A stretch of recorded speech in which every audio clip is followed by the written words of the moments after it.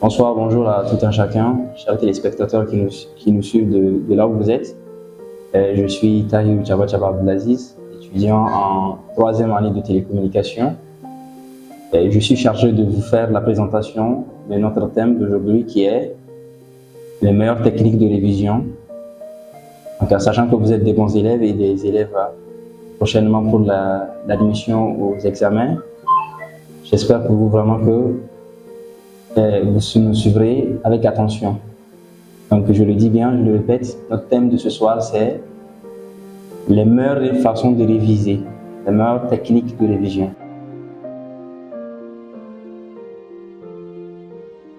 Je vais vous dire que pour les meilleures techniques de révision, chacun en a à sa qualité, à sa possession, une façon de faire. Donc nous n'allons pas nous mettre dans la peau de ceux qui se disent qu'ils ont la meilleure technique ou vous imposer une façon de faire spécifique. Nous allons vous dicter les différentes manières que nous avons su apprendre, que vous serez vous imprégner avec. Mesdames et messieurs, la première technique est de d'abord vous mettre dans un endroit où vous vous sentirez plus confortable, un endroit où vous ne serez pas dérangé pour vos révisions. Cherchez un endroit qui vous plaît, quelque part où vous vous sentez plus à l'aise, où vous serez loin des bruits et des dérangements de la maison.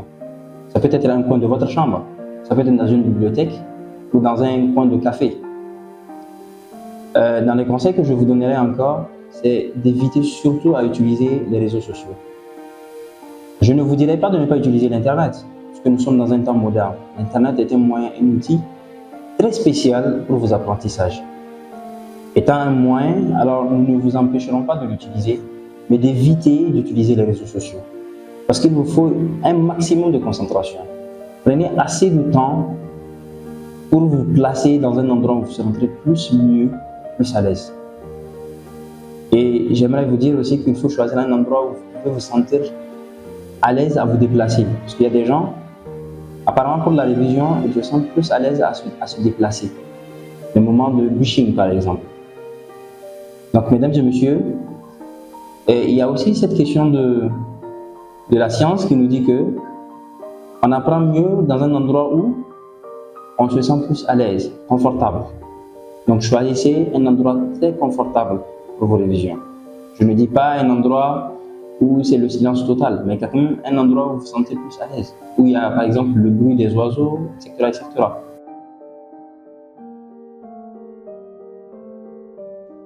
Donc le deuxième point, c'est la planification et la structuration de votre programme par rapport à vous-même. Je ne vous donnerai pas une astuce où vous allez faire par rapport à moi, mais vous allez le faire par rapport à vous-même, en fonction de votre temps libre, en fonction de votre quotidien, du matin jusqu'au soir. Donc pour une bonne planification, vous pouvez par exemple utiliser lundi, mercredi pour les mathématiques, mardi pour la physique, mardi et jeudi pour la physique et le vendredi pour la littérature. Ne vous bombardez pas, ne vous fatiguez pas trop. Prenez assez de temps pour vous reposer. Donc, vous pouvez créer des emplois du temps en fonction des matières. Vous pouvez aussi utiliser des couleurs et des pages distinctes pour voir là où vous êtes arrêté dans votre révision. Et une bonne révision, sachez-le bien, une bonne révision vous permettra de vous donner une assurance sur votre façon de faire. Il n'y a pas de méthode spécifique pour tout un chacun. Chacun aura à s'adapter en fonction de lui-même. Prenez un temps pour les cours, un temps pour vous reposer, un temps pour vous amuser. Ne vous enlacez pas, ne vous dites pas que vous êtes en classe d'examen, non, vous ne devez pas vous amuser. Il faut vous amuser. Prenez assez de temps pour vous amuser, pour vous détendre. Mais passez plus votre temps à apprendre à réviser, c'est encore mieux. Mais ne dites pas que toute votre journée ou toute votre semaine sera là, tout simplement là pour les cours. Prenez assez de temps pour vous reposer. Et vous verrez qu'avec ces méthodes, vous allez vous en sortir.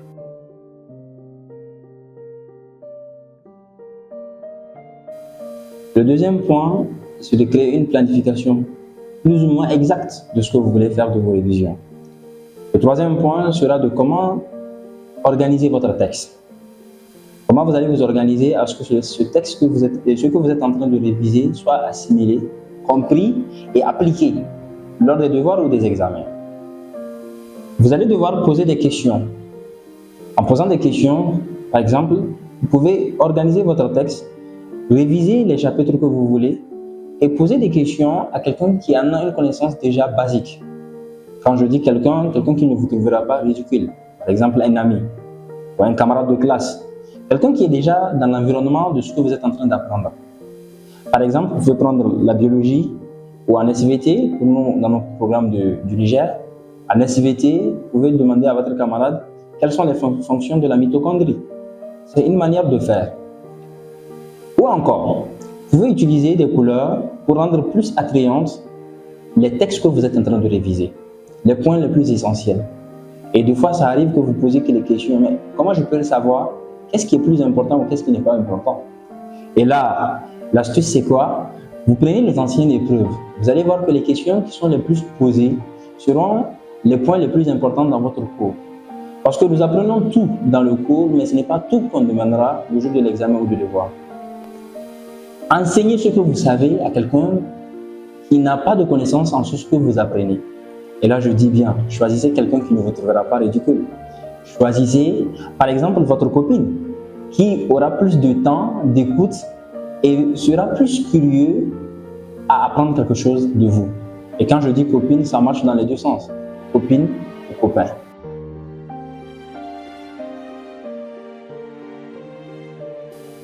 Donc, le quatrième point, ou le dernier point que nous allons voir, c'est récapituler et résumer votre cours. Il faut apprendre à résumer tout ce que vous avez appris. Arrêtez-vous un moment dans votre révision à récapituler tout ce que vous avez appris dans un chapitre ou dans un thème spécifique de votre cours. Par exemple, pour les cours d'histoire, il est très important pour vous d'utiliser les mots que vous comprenez, qui vous est plus facile à assimiler. Puisque dans le cours, vous pouvez rencontrer des mots qui sont plus compliqués à bûcher, vu le contexte dans lequel vous êtes. Donc, le conseil pour vous, c'est d'arriver à utiliser des mots qui vous seront plus adaptables. Donc, utiliser des mots qui sont plus simples. Comme le dit un de nos enseignants, sujet, verbe, complément. Ne vous compliquez pas la vie. Et c'est aussi l'occasion pour vous de mettre en place le système qui vous a été donné dans la littérature, qui est l'un des thèmes, l'un des exercices littéraires que vous aurez à faire le jour de l'examen, qui est le résumé discussion. Donc c'est à vous de savoir comment vous arriverez à résumer tout le cours, ou peut-être tout le chapitre d'un programme scolaire. Donc c'est pour vous dire, finalement, que vous pouvez aussi utiliser des colorants pour souligner ou pour colorer les points ou les mots qui vous sont plus compliqués. Chacun a sa manière de faire. Et il y a aussi pour les matières de scientifiques qui ne sont pas plus touchables. Là, vous pouvez prendre les formules et les résumer sur un bout de papier. En ayant ces formules, vous êtes en train de vous exercer. Quand ça bloque, vous retombez sur vos formules. Vous les réessayez. En les réessayant, sûrement que vous arriverez à assimiler ces formules que vous avez apprises. Donc ne forcez pas grand-chose. Quand ça devient compliqué, arrêtez-vous et reposez-vous.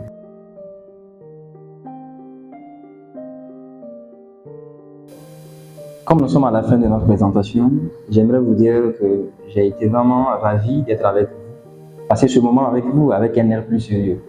D'habitude d'ailleurs, je ne suis pas aussi sérieux que vous le voyez, mais sachez bien aussi que il faudra vous éviter certains points dans votre méthode d'apprentissage. Nous avons choisi des méthodes, ça ne veut pas dire que nos méthodes sont les meilleures méthodes. Nous avons choisi quelques méthodes dans millions et de millions de façons d'apprendre. Chers auditeurs et auditrices, sachez bien qu'il faudra éviter de vous surmener. Parce qu'un combat, quand on veut l'amener, on ne se blesse pas avant d'y être. Donc faites tout pour prendre assez de temps pour assimiler les cours que vous avez à apprendre avec ces méthodes que nous venons de vous apprendre. On vous a donné jusqu'à 9 mois pour apprendre.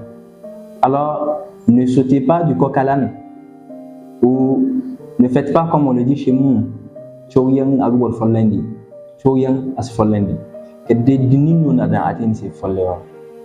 ne suis pas aussi bon en Hausa. J'allais essayer le dicton en Hausa. Donc, chers auditeurs et auditrices, faites très attention au surménage. Prenez assez de temps pour apprendre. Ne vous retrouvez pas dans des groupes où vous êtes au premier chapitre, eux ils sont en 3e chapitre et ils vont vous imposer à corriger des épreuves que vous ne maîtrisez pas. essayez d'aller avec votre rythme, pas à pas, et comme on aime à le dire, qui va lentement ira sûrement en retard.